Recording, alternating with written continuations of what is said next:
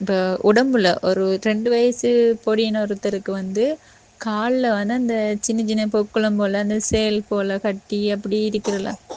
அப்போ அப்படியான ஒருத்தர் போய் டாக்டர்கிட்ட ட்ரீட்மெண்ட்டு போயிருக்காரு.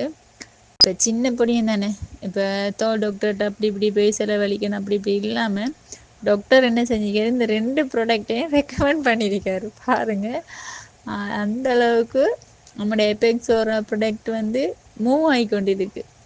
அப்போ டாக்டர்ஸ் மூலமாகவே இதை கன்சல்ட் பண்ணுறாங்கன்னு சொல்லி சொன்னால் அந்த அளவுக்கு சக்தி வாய்ந்த ஒரு பொருளாக இந்த எபெக்ஸோரா ப்ராடக்ட்ஸ் இருக்குது.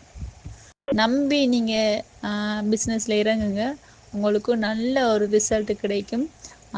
தீர்க்க முடியாத வியாதிகளை கூட இந்த எபெக்ஸோரா ப்ராடக்ட் மூலமாக தீர்க்கலாம். இதன் மூலமாக நமக்கு வருமானமும் ஒரு சைட்டால் வரும்.